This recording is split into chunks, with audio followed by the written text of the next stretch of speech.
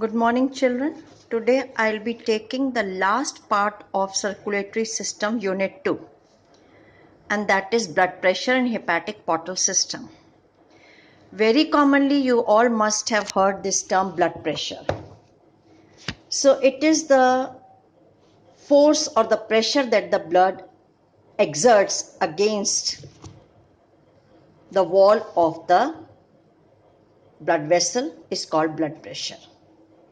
So with the force, with the pressure, the blood that flows in the blood vessel, that is called as blood pressure. And the pressure is greater in arteries compared to veins. Because the blood when the heart ventricles contract, with the pressure, the blood is being it flows in the arteries, aorta and pulmonary artery with the pressure, and the force that blood is exerting on the walls of these arteries is called as blood pressure.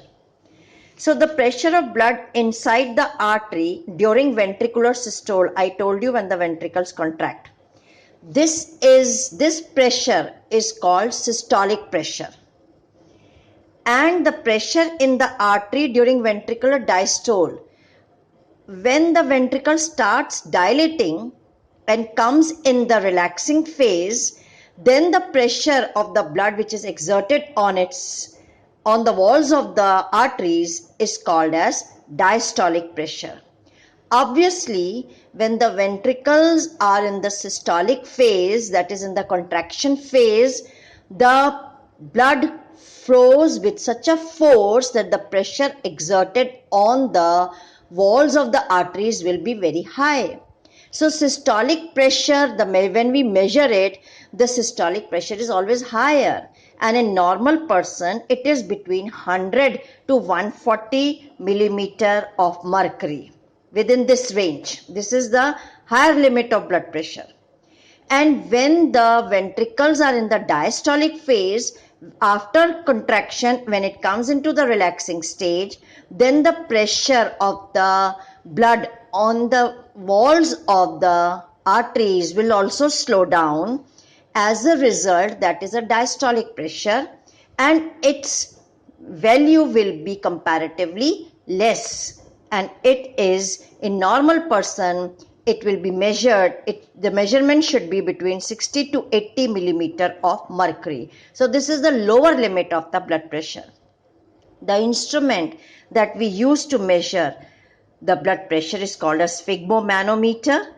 And if the pressure of a person is above 140, that is the higher limit of the pressure, and 80, which is the lower limit of the pressure. So if the blood pressure crosses these limits, it is higher than 140, and lower limit it is higher than 80, then we say that the person is suffer from high blood pressure or hypertension. And this high blood pressure or hypertension is caused due to the constriction in the arterioles, in the branches of the arteries when they constrict. As a result, the pressure on the walls is higher, and the flow of the blood, there is a resistance is developed in the flow of the blood. This may result in the rupturing of the arteries, and internal bleeding may take place. So the pressure of the blood will increase. When the arterioles will constrict, narrow, space will be narrow, pressure will be high. So that may cause such a pressure on the inner walls of the arteries that it may cause the rupturing of the arteries. Now this is the table you should know. The blood vessels entering in different organs and leaving the organ. Now see in the heart. Organ is heart. The blood vessels entering into it is anterior vena cava, that is from the upper parts of the body to the right auricle. Then posterior vena cava, this blood vessel from the lower parts of the body enters into the heart, right auricle of the heart. Then pulmonary veins, 2 from right and 2 from left lung, and enters into the left auricle, and pulmonary artery from the right ventricle of the heart to the lungs, and aorta is a blood vessels which carries the blood from left ventricle of the heart to all the parts of the body. So these are, the organ is heart, the blood vessels entering and the blood vessels leaving the heart. Then we come to liver. Liver is the organ.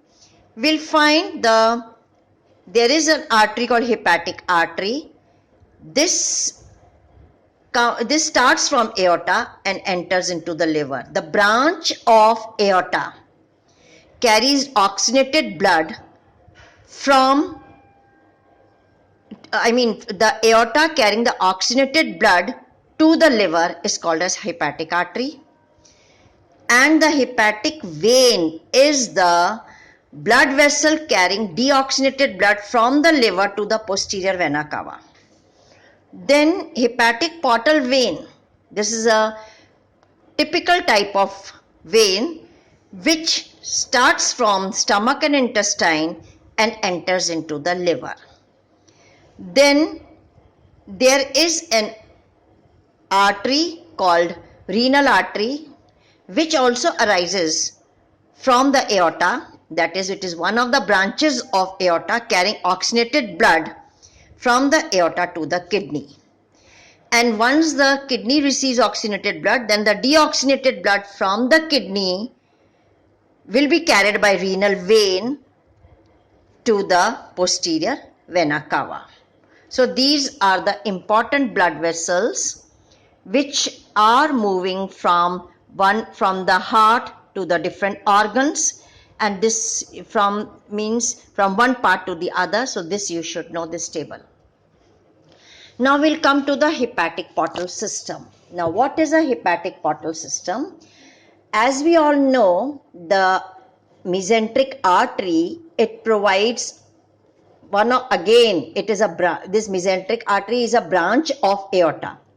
This will carry oxygenated blood and will provide oxygenated blood to stomach and intestines.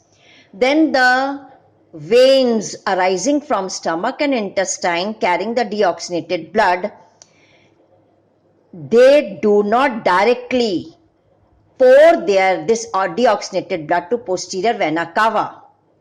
Instead, they will enter into the liver. So they first enter the liver. So the vein from the stomach, vein from the small intestine, large intestine, they will enter first into the liver instead of going to posterior vena cava.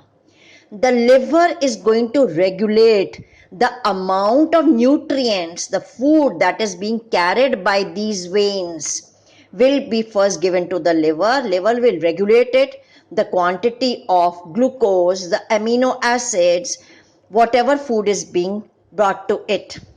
So the required amount of the nutrient the liver will release into the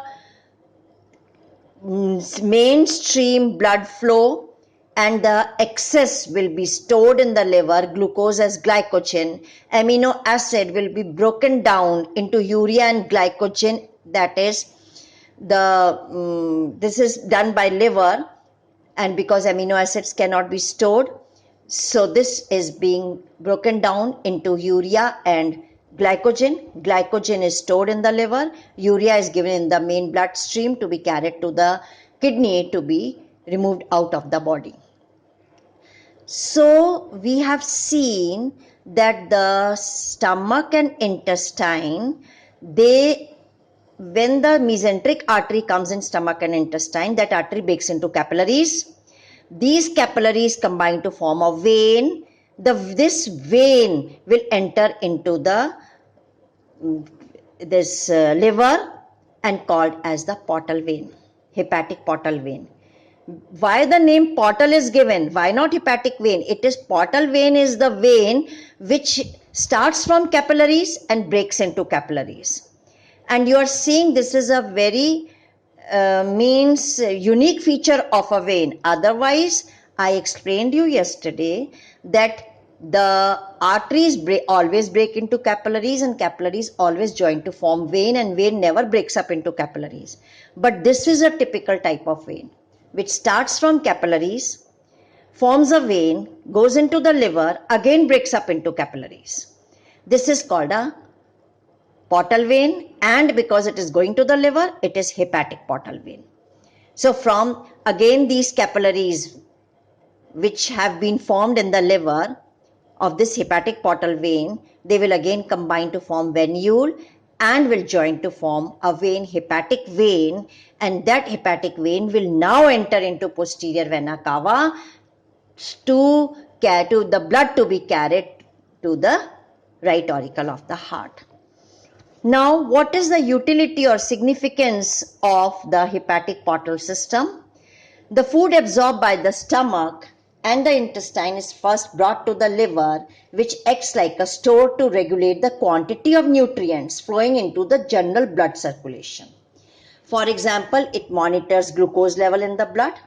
So if the glucose level is high, the liver is going to regulate it and will change into glycogen and store it, and the required amount of glucose is released into the blood, which will undergo general circulation.